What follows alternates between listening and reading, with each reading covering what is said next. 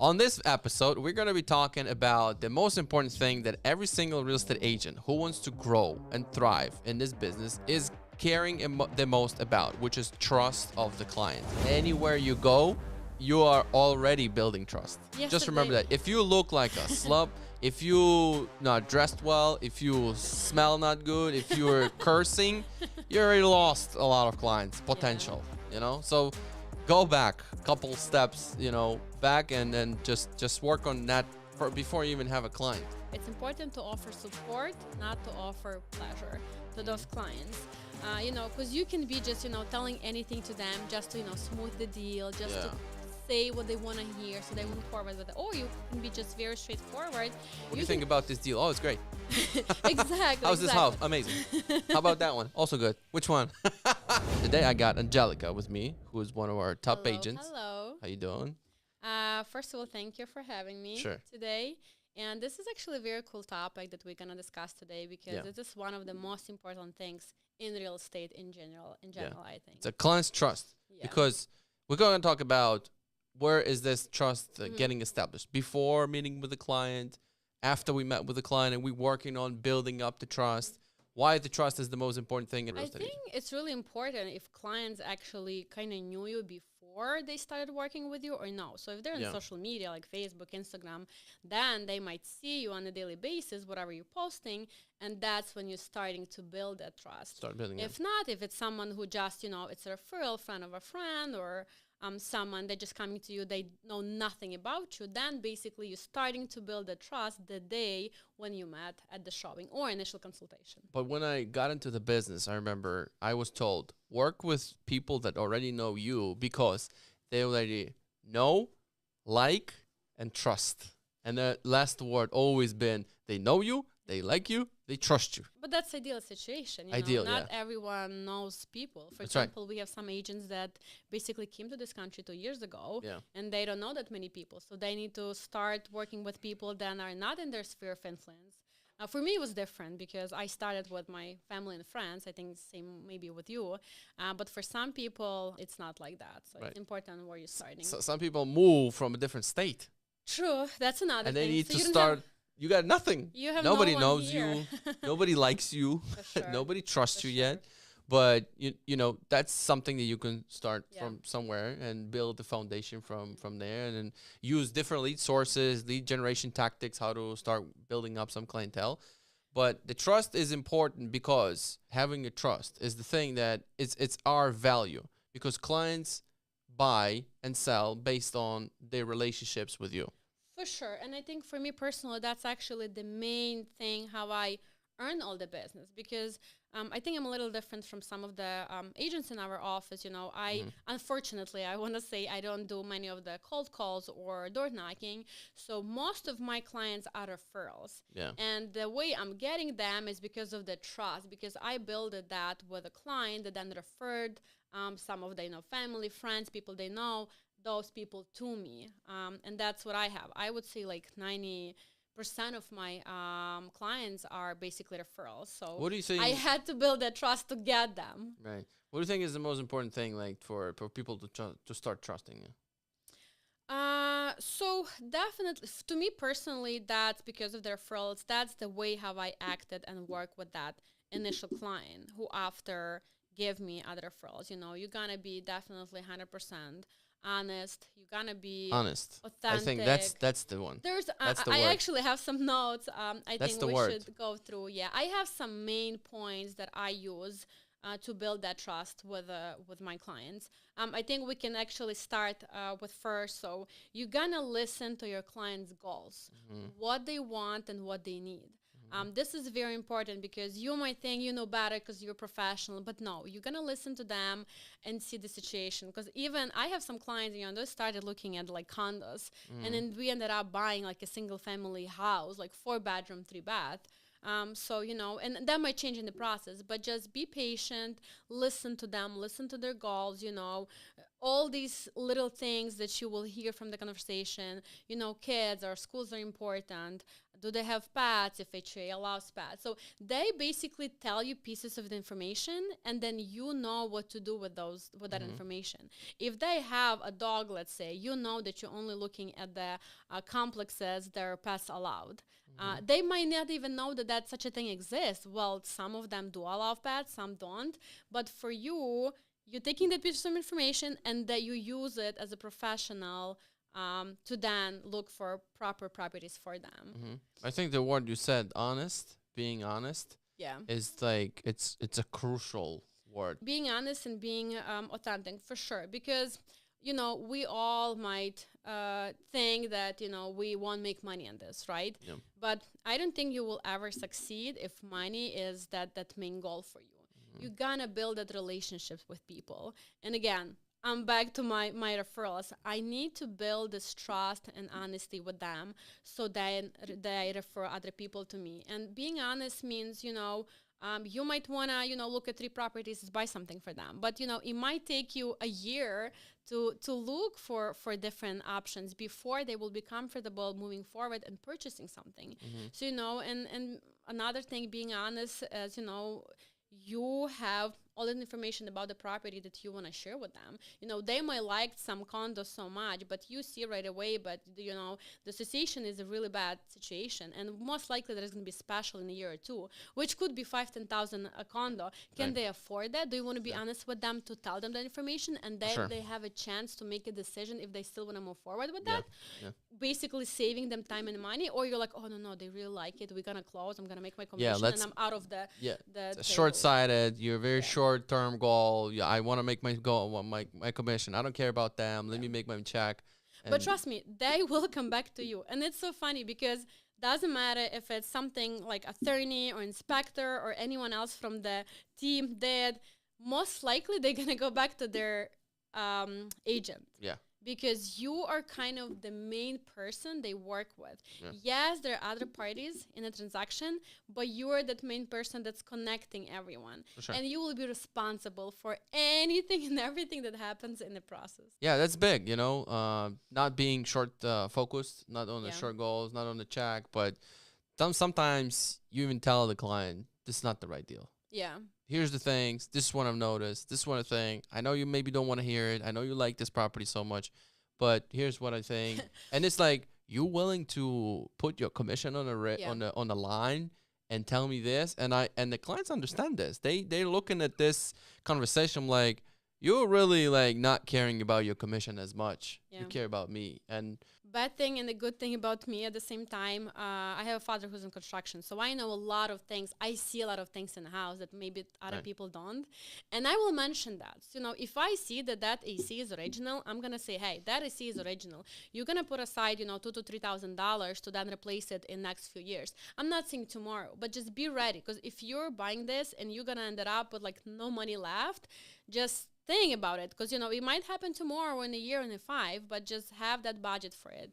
And they appreciate that, like, oh, like, okay, you're knowledgeable, you know this and that. It's for you, it's not just to sell, but you're pointing at those things. And it's a lot of other stuff that I see, and it doesn't matter, apartment or house, that I will actually point in that like, just make sure, you know, this and this will need to be eventually replaced, probably sooner than later, because this is original. This is a 20-year-old or 30-year-old, whatever, townhouse, and that is original. So, and usually the lifetime is about 20 to 30 years. You know, the short goals, the agent who is only focused on transactions and trying to hide things and just to close the transaction. Here's the trap they're falling into. First of all, okay, they might end up finally closing that deal, and the client might not find that. Let's say the old air conditioner. Yeah.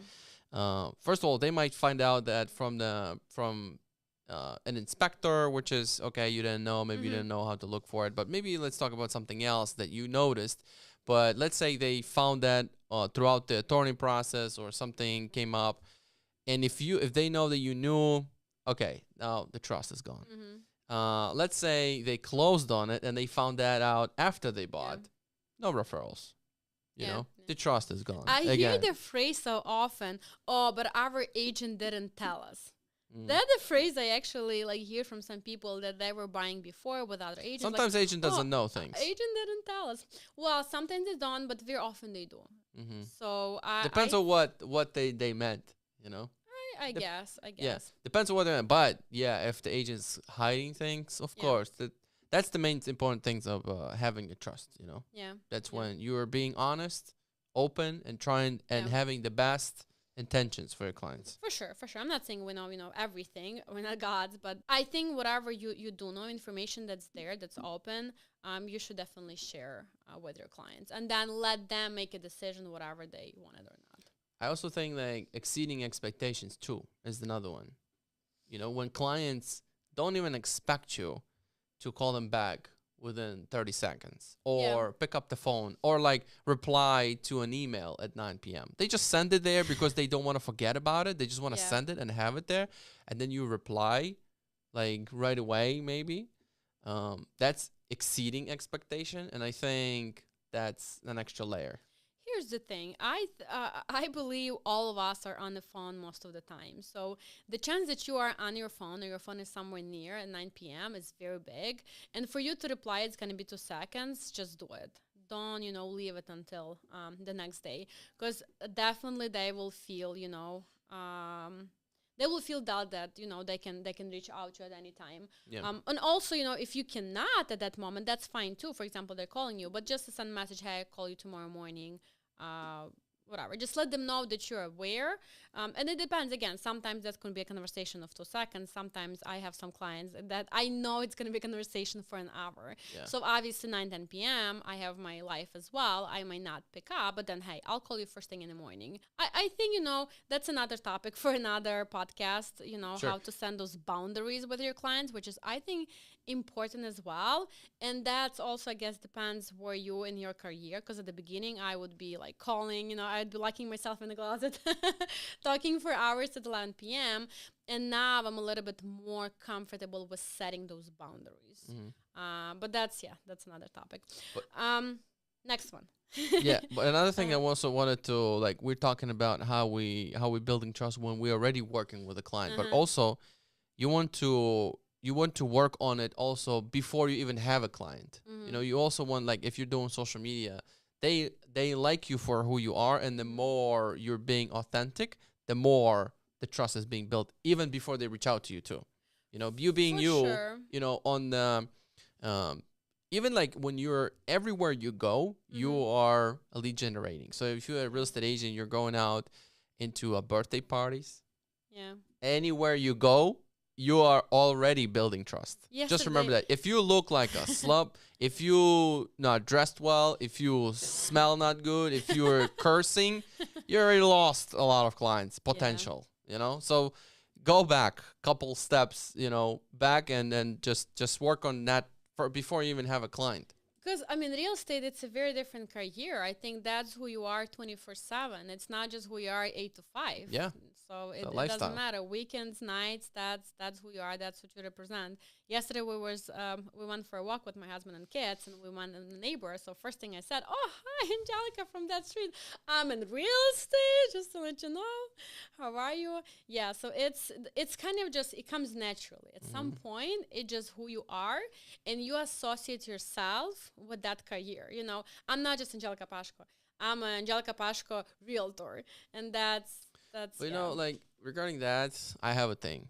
We all focused on how do we actually convey that we're a real estate agent, but you do it differently. The way you do that, the way to have somebody asks who are you, is to start digging to learn about them. If you start asking what do you do, how you do it, why you do it, for how long you do it, what I wish you knew before you did it. If you start digging deep, they're going to be talking nonstop, and then they're going to realize it's my turn. And that's when you step in. It's like, it's the rule of life. If you want to get what you want, you got to help people get what they want. And the more people you can do it, I've seen it uncover so many times. It's like, but the problem is that we are focused on ourselves. It's like this radio station called WIFM, What's in It for Me. And we always only thinking about ourselves, and we kind of forget about it, It's like you always want to switch the focus. And when you switch the focus, things start to work. And then you're looking back sometimes, like, oh, that's how it works. Sometimes you even don't realize that it really worked. And people want to talk. People want that connection. Yeah. We were discussing that with my husband yesterday. Like all these neighbors, like they want to know us. They want to talk to us. So that's just a great chance to start the conversation. And then hey, this. Yeah, I guess it wasn't like the first thing I said, but it was a conversation of like, oh, so we moved 2 years ago. You guys moved 15 years ago. Yeah. So I found this house because I'm in real estate. So we found this house and we really liked it. So that was kind of. It wasn't the first thing, but definitely. But that's what the newer Asians are concerned, like, how do I let them know? How do I let them know? Forget about letting them know. I remember I was just got into the business. I was making phone calls, trying to just to talk to people from whatever, and then they start asking. I never had to ask anybody for a referral. I never had to like pitch. I wasn't comfortable. I couldn't pull it off. It's important to offer support, not to offer pleasure to those clients. Because you can be just telling anything to them just to smooth the deal, just to say what they want to hear, so they move forward with it. Or you can be just very straightforward. What do you think about this deal? Oh, it's great. Exactly. How's this house? Amazing. How about that one? Also good. Which one? I'm like, you just tell me what I want to hear, yeah? For sure. So instead of that, you can offer your knowledge and answer questions, not just, tell them whatever they want to hear just so they ended up buying it. Because that's actually good. I see deals falling through because of that. They're canceling because you can see right away if they're not sure. So what I'm doing every time, I'm going to ask, and you mentioned this as well before in our meetings, I'm going to ask multiple times, are you sure? Do you like it? What don't you like about it? Is this location for you good? Number of bathrooms. I'm going to ask so many questions. I'm going to also make them not to want it. If they still do, then I know we can close this. Because I don't have that many cancellations. If I'm under contract, we're buying it. Unless like something major wrong on an inspection. It's so big because some agents, especially in yours, they think like I'm just gonna hope and pray this one walks through the closing, then it closes, then that we got it. No. But when there's something on people's mind and they talk about it home before they go to bed, you better want to uncover it. The sooner the better. 100%. And you want to be initiating that talk because then they're going to remember, oh, she actually or he actually did it. As an agent, there are actually so many things we can do to get that offer signed. Yeah. And here's the thing. If I'm not sure, I will not work as hard. Because if I see that they're 100% in, I will do anything and everything to get that offer. And I know how to do it. But if I see that they're so unsure, there's another thing. We are in this field and we very often see those same listing agents. There's also important the way how we present and how we sell. So if I'm selling everything together with myself to get it, and agents see that, feel it, they're going to accept that. But then if you're going to keep canceling, they're just not going to take you seriously. Of course. So to me, that's another, and I'm actually explaining it to my clients, like, listen, this is also, I'm as an agent, this is my kind of name on the line as well. So I want you to be 100% in. If you're I don't care about your name on the line. I own my deal or I don't want a deal. But my clients, I don't know. I feel like they just take you more serious. It's only your clients like that. I don't know. Joking, I know, but they appreciate that. They really respect that. They're like, okay, if I'm in, I'm in. I'm also putting, Angelica in this position, and if I'm not sure, there might be better property. Yeah, Let's keep looking. A lot of clients, they're calling you if they see that you're really working and trying to help them. They call you, Angelica, I'm so sorry. We're really sorry. It's a hard decision, but we gotta go. We gotta cancel. And they know that you will have to. You tried it, you worked on it, and now you have to call back again and just disappoint somebody. They're not like, you know what, we actually thought, cancel. Oh, cancel actually this one. Oh, you know what, the next one we're going to put on the contract, we're also going to cancel. Exactly. We got nothing to lose, Angelica. Exactly. They know, it depends on how you work and depends on who you work with too. All these things are, important. But if you're building it the way it's supposed to be, if you're working for the client, explaining how the process works and trying to care and do care and build trust, they are respectful.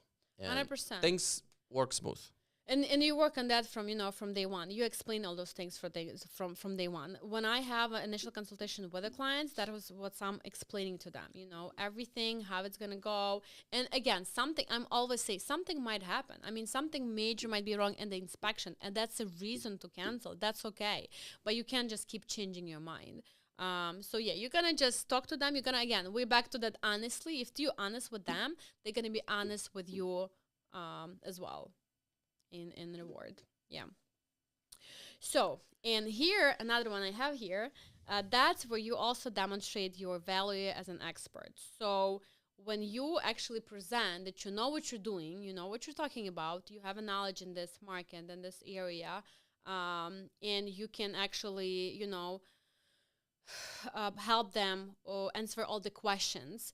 That's how you're building that trust, because you're an expert in that field. You've been doing this for some time. You have knowledge, you have experience, and I trust you.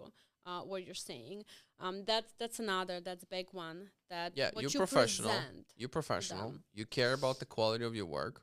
You got reviews, Yeah. which is something that, it's, asking past clients for reviews is, I was uncomfortable in the beginning, but I then comfortable, and so we're getting reviews like nonstop now.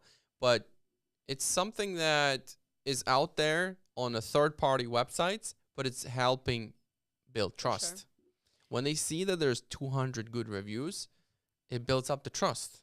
Yeah. It shows that, okay, if you start posting about yourself a lot, that shows the trust too, because you're not afraid of showing up every single day. You're not selling the client and you disappearing. Like, I remember this. Brian Buffini once said he went on some kind of courses, and then he met some agents, and one of the agents said, so what do you do when you meet a past client of yours? How do you move the conversation, and where do you hide? And Brian Buffini is like, I don't know how you work, but I'm happy when I meet my past clients. And so that agent was like, so what do you do when you meet the so the way they worked was, close and disappear, close and disappear. So then there's, I mean, obviously the wrong way to do the business, but maybe before that's how a lot of agents were, and that's why the industry has some little bit of a stigma, But I think now it's like it's everybody understands how to work. It's build trust and work on caring. And it reminded me, I was looking at some video online. I was reading comments, and there was like, oh, so it's like some girl did some nice present for the closing for the clients.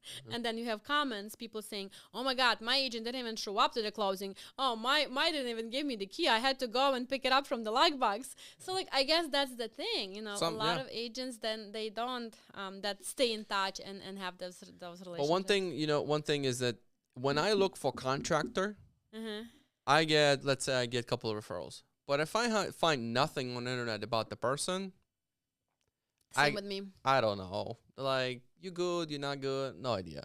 But if I find somebody who's posting every day about their plumbing work, their laminate, how they put, I'm coming, because I know where to find you if you mess it up. You're probably going to give me some kind of a warranty, probably, because you care about the comments under your posts.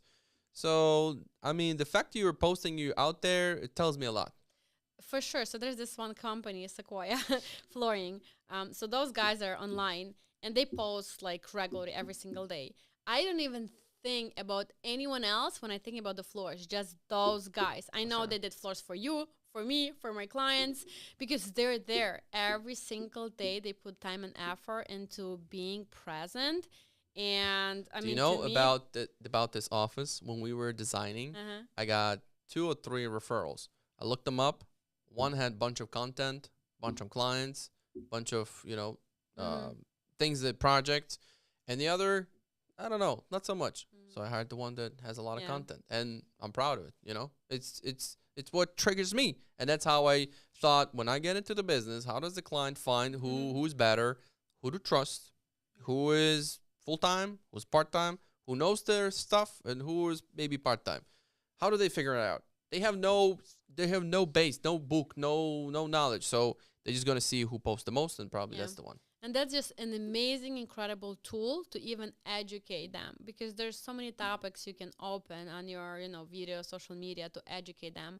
And they feel, they found some piece of new information. They're like, oh my God, I know that from Angelica. So she's knowledgeable. She knows what she's talking about. I'm going to hire her to find us a home because, she has all those educational videos. For sure, it works 100%. And then people even like mention that, oh, I didn't know that there's such a thing I can do, HELOC in my house. And I just saw a video from you. Like, thank you for that video. And I'm like, you're welcome. Ongoing service after the sale, even though you don't make money after the sale, but ongoing service, because we know that one relationship equals 10 to 20 deals in a lifetime. It's all the repeat business, all the referrals, all the family business, and everything like that, And then the investments, and then I need to sell, and I need to buy something else in a different, I think like last of my 10 deals would be like 8 of them would be referrals, or someone, they came to me from someone that I already helped. Because most of my clients, they know they can call me, text me anytime after the deal, and I will help them. They need a referral for some contractor, like Luisa, they gonna call me. They have some letters coming that's probably a question to the attorney, but they're gonna send that letter to me, take a picture, because when they think about their home, the first person that comes to mind is me. So any questions they have, they're gonna call me. And very often this is something that I will refer them to someone else.